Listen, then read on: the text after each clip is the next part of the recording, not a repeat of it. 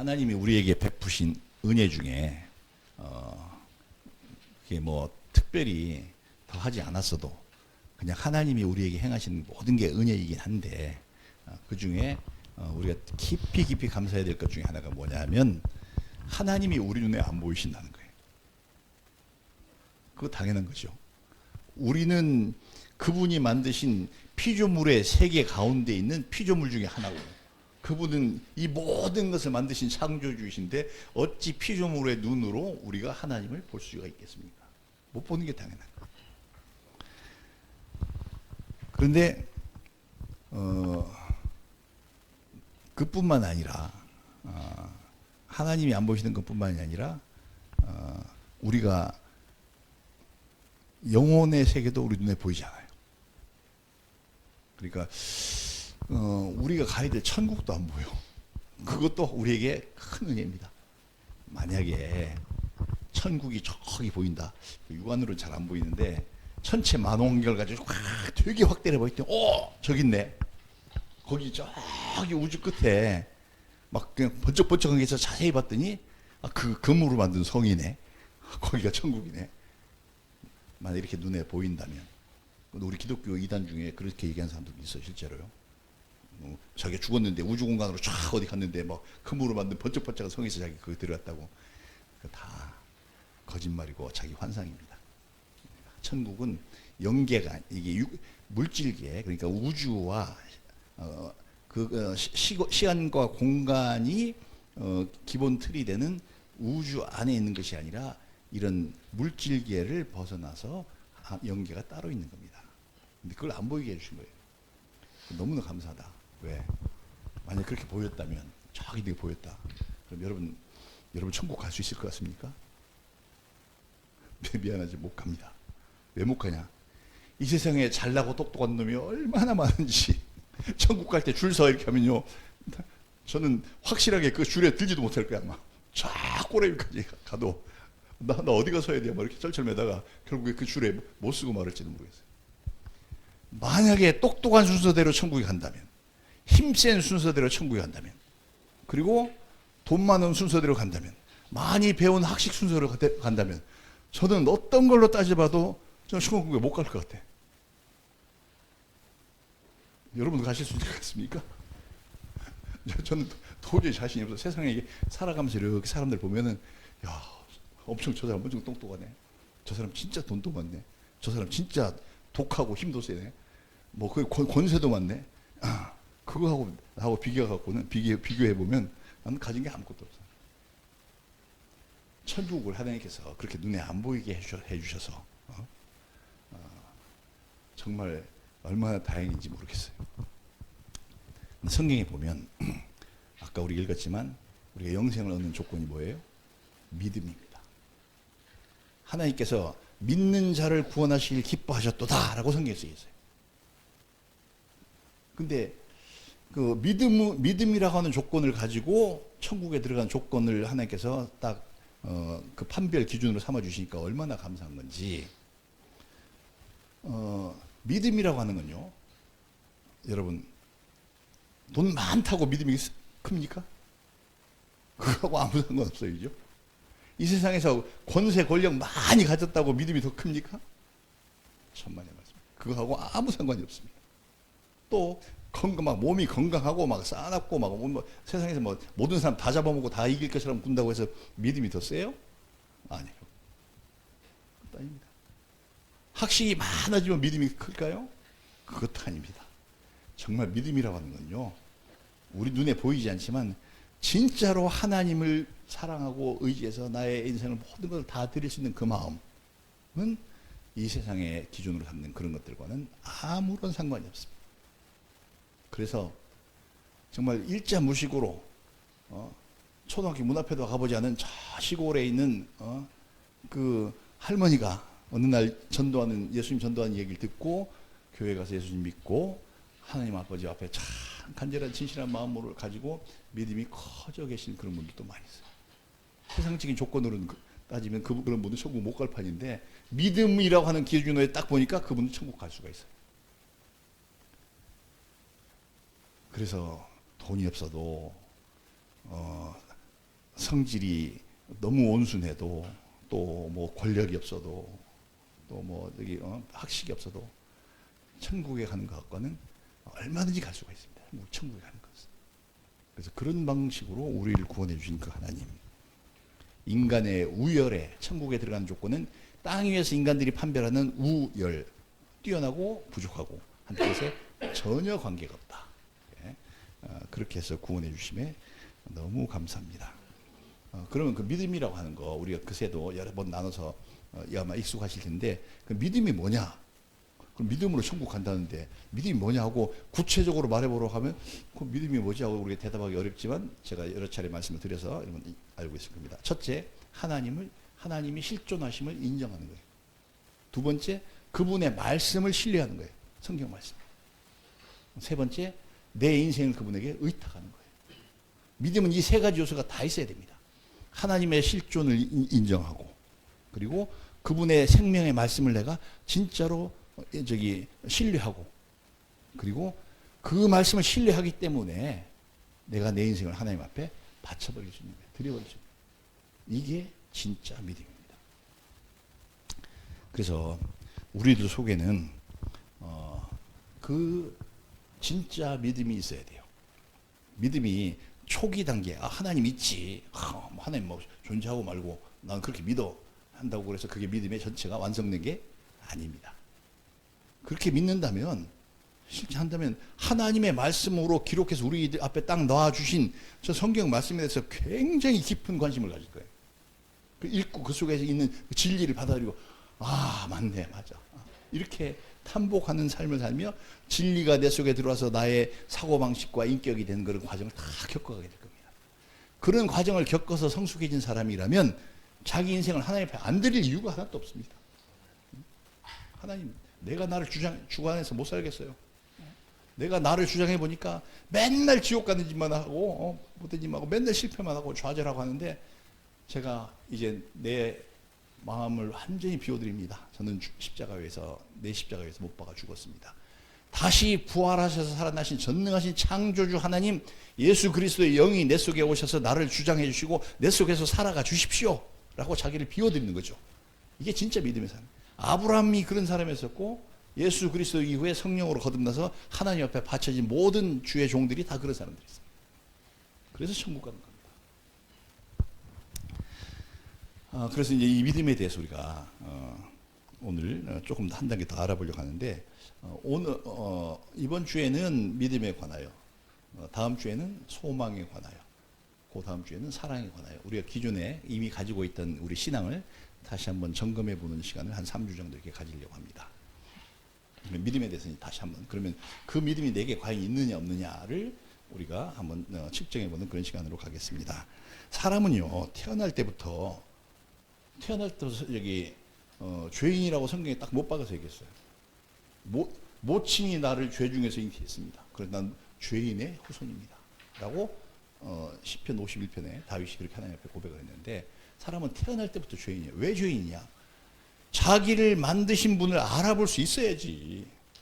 아담과 하와는 처음부터 하나님께 딱 만들어 놓으셨을 때 그냥 당연히 알아봤어요. 당연히 죄가 없었을 때니까. 근데 우리는 아담과 하와가 죄를 지어서 그들의 영이 죽고 또 그의 후손으로 태어났기 때문에 우리는 우리 영혼이 죽은 채로 태어납니다. 그래서 하나님을 못 알아봐요. 우리가 모친의 태중에서 지어질 때 지금도 있죠. 애기 하나 낳는 거 보면 우리가 그냥 임신했네, 애 낳네 이렇게 그냥 슬쩍 보실지 모르지만 모친의 태중에서 정말 그 배 하나가 탄생하고 그것이 쫙 자라나고 탄생하는 그 과정 보면요, 정말 생물학자들이나 의학자들이 이건 생명의 신비다 이렇게 말을 하죠. 그냥 아무렇게 태어나는 거 이렇게 말 안 합니다. 진짜 신기한 일. 이게 도저히 일어날 수 없는 일들이 막 계속 일어나고 그게 누적이 돼가지고 인간이 하나 탄생하는 거예요. 지금도 하나님께서는 아담과 하와를 만드실 때처럼 정말 우리를 하나하나를 만드실 때 굉장히 신비하게 만들어내시거든요. 그러면 그렇게 만들어냈으면 내가 태어나면서부터 하나님을 알아봐야 정상인데 우리가 못 알아보자. 그래서 나를 만드신 분을 못 알아보는 죄인. 그 죄인을 우리가 탄생합니다. 근데 우리가 이제 살아가는 도중에 우리가 그 죄인이라서 천국에 못 갈 판인데 하나님께서 가게 만들어 놓으셨어요. 어떻게 만들어 놓으셨느냐? 그 죄인을 변화시키는 역사를 하나님께서 이 땅에 오셔서 모든 사람들이 그 혜택을 다 받을 수 있도록 만들어 놓으셨어요. 그게 뭐냐면 창조주 전능하신 하나님께서 이 땅에 인간으로 오셔서 우리 모든 죄를 다 끌어안고 자기가 십자가 위에서 대속의 죽음을 죽으신 거예요. 예수님의 죽음이 한 사람이기 때문에 그 한 사람만, 한 사람의 죄만 용서가 되는 거지. 나머지는 어떻게, 뭐 이렇게 누가 안 믿는 불신자들 그렇게 말하는데, 그분이 그냥 우리하고 똑같은 개인 한 분이 아니라 전능하신 창조주시라고요. 전능하신 창조주가 오셔갖고 죽었기 때문에 그분이 만드신 우리 모두의 죄를 다 사하실 수 있는 거죠. 그렇게 다 사야 했다는 사실을 알려주고, 그리고 그뿐만 아니라 네가 진정으로 회개하고 그분 앞에 돌아오면 전능하신 하나님이 네 죽은 영을 다시 새롭게 만들어 주실 거야. 그렇게 하기 위해서 성령 하나님이 와 계셔. 네가 정말 믿기만 하면, 아브라함처럼 믿기만 하면, 네 자신 하나님 앞에 드리기만 하면 네 영혼이 거듭나서 완전히 새로운 삶을 살아갈 수 있어 라고 가르쳐 주는 데가 있어요. 그게 어디예요? 교회. 학교에서 안 가르쳐 줍니다. 책에도 안 써 있어요. 우리가 교회에 와서 배우는 거예요. 그래서 교회에서 일단 교회에 발걸음을 해야 돼요. 와서 해야 되고, 그 다음에 교회에 와서 그 소리를 들어야 됩니다. 로마서에 보면 믿음은 들음에서 나며 라고 써져 있습니다. 끊임없이 서로 이렇게 대화하고 이야기하고, 또 우리끼리 교제 나눌 때도 막 그렇게 하잖아요. 하나님의 은혜를 이렇게 난 막 받았어. 그런 얘기 막 들으면서 믿음이 생기는 겁니다. 그래서 교회가 그것을 가르치지 않으면 사실 교회가 아니에요. 그냥 친목단체지. 우리들 사이에서 그것이 끊임없이 퍼져나가야 됩니다. 내 속에 내가 정말 그런 하나님을 사랑하는 뜨거운 마음이 있으면, 누가 내 옆에 실망하고 좌절하는 형제가 있으면, 하나님의 이 뜨거운 거 사랑을 나는 막 느끼고 있으니까 너도 한번 느껴봐, 이렇게 말하면서 그걸 다시 일으켜주고 하나님의 은혜 안에서 살아가는, 그게 교회의 형태가 됩니다. 근데 이렇게 이제 그러면 하나님의 은혜만 전하는 이 세상에 교회만 있으면 얼마나 좋겠습니까? 근데 마귀가 있습니다. 그거는 처음부터 하나님을 배신했기 때문에 그는 지옥 가기로 아주 딱 정해져 있는 존재인데, 어떻게든지 저 혼자 안 가고 하나라도 더 끌고 가려고 우리 인간들에게 와서, 우리 그 영적인 존재라서 눈에 어떤 물질적인 존재가 아니에요. 시공에 이렇게 제한을 받는 그런 존재가 아니고, 영적인 존재라서 꼭 그 영에 대해서만 작동합니다. 우리가 인간은 몸이 있고, 그 다음에 영이 있고, 몸과 영의 영이 우리 몸에 깃들어옴으로써 발생한 우리의 정신이라고 하는 게 있죠. 영과 혼과 육으로 구성되어 있습니다. 딱 어디 와서 얘기하냐? 우리 마음에 와서 속살속살 얘기합니다. 그래서 하나님 배신하라고, 너를 위해 살아라고, 아담을 유혹했던 그 유혹으로 지금도 막 계속 그냥 그렇게 하죠. 그런데 그렇게 마귀가 하는 것 중에 교회가 생기고, 막 교회가 막 구원의 문이 열려가지고 막 수많은 사람들이 그 교회를 통해서 영생에 이르게 되니까, 교회 안에 싹 들어가지고 희한한 복음이 아닌, 복음 같은데 복음이 아닌, 진짜 같이 생겼는데 진짜는 아닌, 이 세상에 그런 거 많지 않나요? 짝퉁. 복음에도 이런 게 있어요. 그걸 만들어서 막 퍼뜨리는데, 언제부터 했느냐? 처음 교회가 생겼을 때부터, 초대교회 때부터 있었어요. 그게 나스타시즘이라고 그래가지고 우리 한글로는 영지주의라고 번역이 됩니다. 근데 영적인 지식을 가지고 있으면 구원받는다, 요렇게 알려주는 거니까. 그러니까 막 예수님에 대해서 많이 알고 성경 지식을 많이 알고 입으로 막 말할 수 있으면 넌 구원받았어, 이런 식인 거죠. 근데 그게 진짜가, 우리가 뭐 헷갈려. 저 사람 막 성경에 대해서 엄청 많이 알아.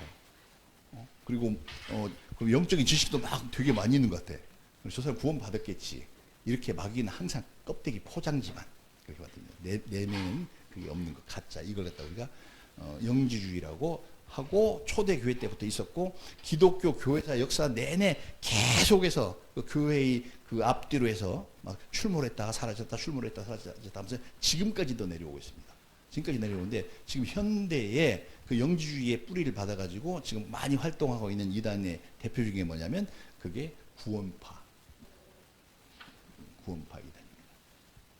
구원파하고, 그 다음에 여호와 증인, 이런 것들이 그거 똑같은 사고방식을 가지고 그렇게 나와요.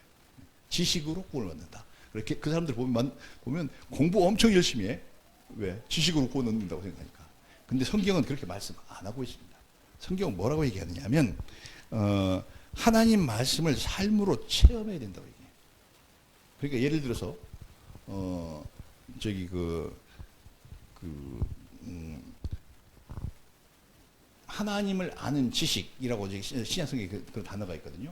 근데 그 단어는 원래 안다라고 하는 단어가 나스타즘 이렇게 영주일 그렇게 말하는데 거기에 에픽노스틱이라고 그렇게 표현합니다. 그 앞에 에픽이라는 단어가 붙어 있어요. 그 무슨 뜻이냐면 알긴 아는데 그냥 하는 게 아니라 체험적으로 한다는 거죠. 그러니까 우리가 하나님을 안다 이렇게 할 때 하나님이라는 존재가 있겠지라고 생각하는 거는 그건 그냥 지식이에요. 그런데 하나님의 실존함을 내가 느꼈어. 내 삶으로 체험했어. 그거는 에픽노스틱입니다. 에픽노스틱이요. 근데 그렇게 알아야 된다는 거죠. 그러니까 우리가 하나님을 안다고 하면 그렇게 하는 거예요. 뭐 예를 들어서 저기 내가 뭐 생각나는데 그런 적절하지 않은 표현인 것 같아서 이제 생략하겠고, 우리가 누구를 안다고 할 때 그냥 그 이름 정도 알고 있어 이렇게 하는 거고, 그 사람하고 그 사람과 사귀어 봐서 그 사람과 결혼을 해서 내가 그 사람 아는 거는 완전히 다르잖아요. 우리가 하나님을 아는 지식이라고 성경에서 말하는 것은 그 에픽그노스틱입니다. 그 하나님을 체험적으로 하는 거예요. 내게 은혜 베풀어 주신 걸 내가 막 체험해보고, 하나님 너무 감사합니다. 이게 대화가 되는 그런 단계로 아는 게 이게 진짜 하나님을 아는 겁니다. 그래야 믿음이 생기는 거지. 그 지식만 아무리 많아도 자기 인생 하나님께 드리겠어요? 안 드리지. 내가 끊임없이 하나님께 사랑받아보고 그걸 체험해보고 그런 후에야 내가 나를 하나님께 드릴 수가 있죠. 믿음이란 그런 겁니다. 그래서 우리가 믿음이란 천지창조에 관한 지식이나 우주의 물리적 법칙을 아는 것이 아니고 하나님의 사랑을 삶으로 체험하는 것이다. 그렇습니다. 근데 여기서 이제 딱 잠깐 스톱하고, 그럼 내가 그렇게 해야지. 내가 그런 은혜를 얻어야지. 이런 마음이 있습니다. 그런데 어디 그게 얻어야지 한다고 탁 마음속에 펑 생깁니까? 안 생긴다고요.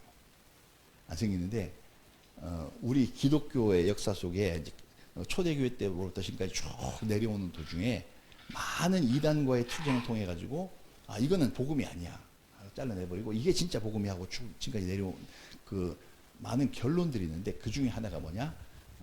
믿음은 하나님의 선물이다. 내가 막 믿으려고 열심히 공부해봤더니 믿어졌어. 그게 아니라 하나님이 내게 주신 선물이에요. 이거 대단한 겁니다.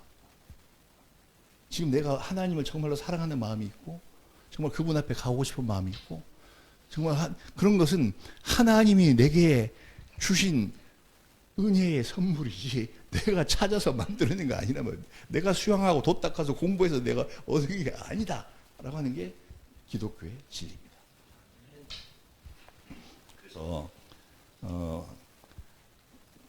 우리 기독교의 진리를 딱 정리해 놓은 거 교리라고 하는 게 있잖아요. 거기는 이렇습니다. 우리가 구원을 받은 것은 하나님의 은혜로 말미암는 은총으로 인하여서 얻은 것이다. 그렇게 정리되는데, 내가 지금 구원 받았어 나. 그리고 천국에 가기로 하나님께서 나한테 확약해 주셨어. 이제 그러면 내 속에 그런 확신이 있다면 그건 뭐냐면 하나님이 내게 은혜를 베풀어 주셔서 하나님의 은혜로 말미암는 은총. 그 무슨 얘기냐면 은혜라고 하는 것은 로마서에 나와 있는 말씀처럼 내가 여기서 막 열심히 일을 했더니 그 어떤 주인이 와서 나한테 하루 임금 품삯을 줬어. 이건 은혜입니까? 은혜가 아닙니까? 은혜가 아니에요. 내가 잘한 게 하나도 없어. 나는 뭐 세상에 떠돌아다니는 거지고 그다음에 뭐 남한테 민폐만 끼친 사람이 있었는데 어떤 집 앞에 지나가는 사람들이 막 밥을 마시고 먹고 이렇게 나도 좀 먹어봤습니다. 하고 먹고 쳐다봤더니 그 주인이 나와서 밥을 한 그릇 잘 차려갖고 나와서 너 이거 먹으라고 줄 때 그게 뭐예요? 그게 은혜죠. 우리는 다 죄인이라서 지옥 가야 돼. 당연한 건데 그거를 불쌍히 여기셔서 하나님께서 정말 천국 갈 길을 갔다 와서 확 열어주시는 그게 은혜입니다. 그 죄인을 의인이라고 칭해 주신 그저 감사합니다 한마디 했는데 내게 은혜를 베풀어 주신 이게 은혜인데, 근데 은혜만 베풀어 줘서 구원을 받는 것이 아니라 은총이라는 우리 단어가 너무 잘 번역이 되어 있는데 은혜의 은자에다가 사랑 중자예요. 그 내가 은혜를 베풀다 보니까 얘가 너무 사랑스러워. 그래서 내가 막 사랑도 막 줘. 그게 은총입니다. 은혜로 말미암아 너무 불쌍해 보여서 구원하려고 하나님께 나를 정하셨는데 보니까 사랑도 막 가. 그래서 은총도 주시는 거야. 그 은총으로 말미암아서 우리가 구원을 받는다고. 하나님께서 어떻게 하셨느냐?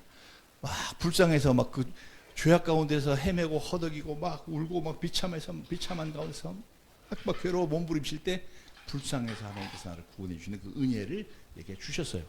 근데 은혜를 주셨는데 밥을 먹여놓고 보니까 야, 이놈이 너무 얼굴이 너무 꼴깨지고 온몸이 다 냄새가 나니까 집에 데리고 가서 그냥 목욕도 시켰어.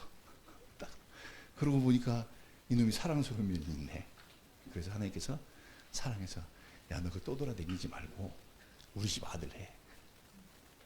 데려다가 진짜 아들 삼아주신 거예요. 이 은총으로 천국 백성이 되는 거예요. 이 구원 주신 거예요. 우리 믿음이 그렇게 해서 생긴 거란 말이에요. 내 속에 진짜 믿음은 내가 정말 하나님을 향해서 예수님을 향해서 나의 아버지, 나의 하나님이라고 말할 수 있게 된 것은 하나님의 은혜로 말미암아 은총으로 되게 생긴 거지 내가 노력해서 얻어서 된 게 아니다라고 성경은 얘기하고 있습니다. 그러니까 여기 좀 와서 다시 돌이켜 생각해 보면 지식으로 되는 게 아니구나. 정말 하나님의 은혜와 사랑으로 되는 거구나. 우리가 이걸 알 수 있죠. 그러면 이제 그 집 아들이 됐어요. 그럼 어떻게 해야 되겠습니까? 밖에 나가서 뻐기고 있으면 내가 말이야 원래부터 내가 엄청 똑똑했고 그다음에 원래부터 내가 워낙 성품이 좋아가지고 저 주인 양반이 나 아들 참아줬어. 이러고 다니면 이거 뭐예요? 이거 뭐 XS 자식이죠. 나쁜 자식이죠. 이게. 진짜 자랑하려면 그 사람이 자랑하려면 자랑하기 딱 하나밖에 없습니다. 누구를 자랑해요? 자기를 자랑하는 게 아니라 주님을 자랑하는 거예요. 예수님을 자랑해요. 우리에게는 자랑거리가 하나도 없어요. 여기 뭐 문진석이라고 하는 어떤 인간이 지금 여기 서서 감히 설교를 한다고 서 있지만은 문진석이가 잘나서 설교할 수 있는 자격이 있고 뭐 똑똑해서 그렇게 한 게 아니라 하나님께서 불쌍해서 구해가지고 은총을 주셔서 자기 자녀 삼아가지고 그 집안의 삶의 도리를 다 가르쳐가지고 이렇게 사는 것이 행복이니까 다른 사람한테 가서 얘기하라고 여기다 세워놓으시고 주장하시고 채워주셔서 겨우 말할 수 있을 뿐인 거지. 하나님이 하시는 거예요. 자랑하려고 하면 나의 하나님을 자랑해야지. 우리 모두의 삶이 다 그렇습니다. 앞으로 여러분 혹시 뭐 살다 보면 내가 굉장히 자랑스럽다 이런 상황이 되면 이거 다 하나님의 은혜지 라고 말해야 정말 온전한 하나님의 사람입니다. 그러니까 우리가 사업을 하는데 사업이 막 성공했어. 그래도 말을 그렇게 해야지. 하나님 은혜로 내가 이렇게 된 거지. 이렇게 말해야 맞는 거지. 내가 잘나고 똑똑해서 이거 다 만든 거야. 뭐 이렇게 나가면 잘못된 믿음인 거죠. 잘된 게 아니라. 그래서 우리는 정말 어떻게 살아야 되냐? 우리에게 주신 그 하나님의 말씀에 순종해서, 저 성경 말씀에 순종해서 내가 거룩한 삶을 실제적으로 살아봄으로 인해서 비로소 우리가 누구를 알게 되냐? 빛이신 하나님을 알게 돼요. 그러니까 드디어 에픽 그노스틱이 된 겁니다. 우리는 원래는 좀 빛이 있는지 없는지도 몰랐었어. 하나님이 내게 은혜를 베푸시기 전까지는 빛이 있는지도 없는지. 그래서 우리를 갖다가 하나님 안 믿는 상태의 인간들을 갖다가 어둠의 자식이라고 합니다. 근데 야고보서에 보면 어둠에서 빛으로 하나님께서 너를 옮기셨다. 그래서 우리가 빛의 자녀라고 표현합니다. 예수님이 이 땅에 오심으로 말미암아서 있죠. 비로소 우리가 빛이 있구나 하는 걸 우리가 알게 된 거예요. 예수님이 오시기 전까지는 이게 빛인지 어둠인지 구분 자체를 할 수가 없었어요. 제가 이렇게 예를 들어서 하나 얘기를 해볼게요. 어떤 아이가 참 불행하게도 석탄갱도 지하 3,500m 저 속에서 태어났어. 근데 거기 물방울은 흘러. 그냥 물이라도 먹고 이렇게. 그리고 전에 그 갱도가 무너지기 전에 그 속에 먹다 남은 빵 같은 게 있어서 먹고 사는데 거기서 애가 낳았다고 가정해 봅시다. 지금 뭐 그런 일은 없지만. 그리고 태어났는데 전기도 안 들어오니까 빛이 있는지 없는지 몰라. 그냥 깜깜해. 아무것도 모르는 거죠, 이게. 그냥 이게 그냥 당연한 거야. 그냥 이게 보인다 안 보인다 그 개념조차도 없었겠죠. 그 지하 3,500m 깜깜한 지하 석탄 동굴에서 만약에 애가 태어났다면 이게 뭐 빛이란 게 있는지 없는지 그 주체 개념조차 없을 판이에요. 근데 거기에 누가 굴을 뚫고 빛을 비추고 들어왔어요. 비로소 이거 뭐지? 빛이라고 하는 게 있네. 그리고 지금까지 나는 어둠 속에 있었네라는 그때 가서야 깨닫게 됩니다. 우리 인간들의 상태가 이거하고 똑같았어요. 빛이신 예수님, 성경에 보면 예수님을 빛으로 많이 표현하십니다. 나는 세상의 빛이다 라고 했으니까 직접 말씀하시기도 하죠. 빛이신 예수님이 오시기 전에는 이 세상은 캄캄한 어둠 속에 있었고 나는 그 어둠 속에서 태어난 그냥 어둠의 자식일 뿐이에요. 그냥 빛이라고 있는 거 하나도 몰랐어요. 근데 그분이 오셔서 빛이라고 있는 걸 알았는데 그분이 내 속에 들어와서 하나님의 영으로 내 속에 들어서 나와 같이 계셔 주심으로써 내가 그분이 사는 방식, 살아가라는 방식대로 그의 거룩함을 따라서 살았더니 내가 빛이 되어버린 거예요. 그래서 예수님께서 우리에게 뭐라고 말씀하시냐면 너희는 세상의 빛이다 라고 하십니다. 언제 빛이 됐느냐? 내가 주님의 말씀을 따라서 그렇게 내가 실제로 거룩한 삶을 살아갈 때 비친 것이지 주의 말씀을 아까 영지주의자들처럼 이렇게 알고 있어. 근데 그렇게 안 살아. 이거 빛이 아니에요. 그 말씀을 따라서 실제로 살아갈 때 비친 거예요. 그래서 우리는 빛의 자녀입니다.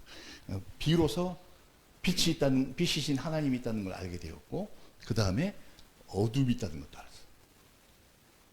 빛이 다 비추려고 해도 비추지 못하게 가로막는 게 있고 그 뒤에는 어둠이 있구나. 우리가 정말 하나님의 뜻을 따라서 살아가 보기 시작할 때 하나님의 실존하심도 우리가 깨닫게 되고 그 다음에 이 어둠도 실존하는구나. 마귀도 실존하는구나. 그때 가서 깨달아요. 여러분 한번 꼭 여러분 이미 체험 많이 해보셨을 텐데 오늘 정리한 생각을 한번 해보십시오. 여러분이 정말로 하나님의 뜻을 따라서 거룩하게 살아가려고 하면 누가 가만히 안 놔둬요? 마귀가 절대 가만 놔두지 않습니다. 어떻게든지 갈구고 괴롭히고 유혹해서 다시 내가 죄짓게 만들고 나도 어둠의 자식처럼 또다시 살아가게끔 막 나를 충동질하고 유혹하고 해서 그렇게 살아가려고 막 잡아 끈다고. 그제야 비로소 마귀라고 하는 실존이 있구나. 이한테 끌려가면 안 되겠구나. 이 어둠에 끌려가면 안 되겠구나. 내가 잠시 끌려가봤더니 거기서 팍 엎어져가지고 막 쌍코피 나고 온몸이 다 막 갈기갈기 찢어지고 있어. 막 아프면 막 내가 이거 따라가면 안 되겠구나. 그제서 알게 되는 거죠. 거룩한 삶을 살아봐야 빛이신 하나님도 알게 되고 그 다음에 어둠인 마귀도 그때 가서야 알게 됩니다. 그러면 우리 믿음이 단단해지고 온전해지는 것이죠. 이게 마태복음 5장에 보면 예수님께서 이렇게 있어요. 사람들이 너희를 핍박하고 너희를 갑자기 핍박할 때 너희는 기뻐하라. 하늘에서 너희 상급이 크다. 우리가 거룩하게 살아가려고 할 때 막 핍박이 막 나타나. 그리고 막 어려움이 막 생겨. 네가 하나님의 자녀라고 하는 증거야 그거. 그러니까 기뻐해. 그렇게 성경에 말씀하십니다. 거룩한 삶을 우리가 좀 그런 게 있을지라도 거룩한 삶을 살아서 하나님 앞에 싸우면서 이겨서 나가야 될 줄 믿습니다. 이제 말씀을 마치겠습니다. 온전한 믿음이란 그건 뭐냐? 지식으로 의인이 되는 것이 아닙니다. 배운 대로 성경에서 배운 대로 믿음을 따라 살아가야 비로소 아브라함이 믿음을 따라 살아갈 때 의인이라고 칭함을 받은 것처럼 우리도 칭함을 받을 수가 있습니다. 믿음은 개념 형성이 아닙니다. 삶의 발자취로 만들어내야만 하는 그게 실체입니다. 믿음은 개념이 아니고 내 삶을 통해서 만들어내야 되는 거예요. 구현해내야 되는 거예요. 그래서 아주 좋은 얘기가 하나 있어요. 뭐냐면 제가 전에 한번 설명했었는데 기억하시는 분 있을지 모르겠어요. 진짜 믿음은 요거하고 똑같습니다. 애기들이 한 돌 때 가까운 데 되면 아빠들이 둥가둥가 해주잖아요. 엄마들은 팔이 아파하고 잘 못하고 아빠들이 둥가둥가 해주는데 처음에 여기서 그냥 요 정도 해주면 애들이 좋아합니다. 근데 장난기 많은 아빠들은 애를 공중에 던지거든요. 저도 많이 던져봤어요. 우리 영혼이 던져보고 우리 예은이도 던져봤는데 기억 못하겠지 다행히. 공중에 던지는데 처음에 한 이만큼 던지면 애가 꽉 저기 공포를 느껴가지고 꽉 쪼그라듭니다. 주먹을 팍 던지고. 근데 받아줬어. 근데 이 반복을 하면 애가 알아. 아, 내가 이렇게 던져졌어도 아무것도 불안해할 필요가 없구나. 항상 나를 받아주는 든든한 우리 아빠의 팔이 있어. 그러니까 나중에는 익숙해지면 한 1m 던져도 그냥 공중에 떠갖고 붕 떴는데다 깔깔하고 훅붕하게. 이 아이가 믿는 그 아빠에 대한 믿음, 이게 진짜 믿음이에요. 우리가 살다 보면 좋은 일만 있습니까? 때때로 어려운 일 있고 힘든 일 막 있잖아요. 우리 공중에 던져진 것 같은 그런 정말 절벽에서 떨어지는 것 같은 그런 느낌을 받을 때가 있어요. 그래도 우리는 진짜 믿음이 있으면 웃을 수 있습니다. 왜? 하나님께서 나를 땅바닥에 떡대도록 놔두시지 절대 않아요. 절대 않아요. 나를 사랑하는 그 하나님 아버지가 나를 탁 받아내실 거니까. 이게 진짜 우리 믿음의 표본입니다. 그래서 우리가 어른들은 그동안 너무 세상에 많이 속아가지고 뭐 그런 거 못 믿어. 근데 우리가 그런 의심을 버리고 우리의 자신을 하나님 앞에 그렇게 맡겨진 우리가 될 수 있기 바랍니다. 지금 현재 우리가 살고 있는 이것도 내가 내 능력으로 살고 있는 거 아니잖아요. 하나님이 살게 해주셔서 살고 있는 거지. 그렇지 않습니까?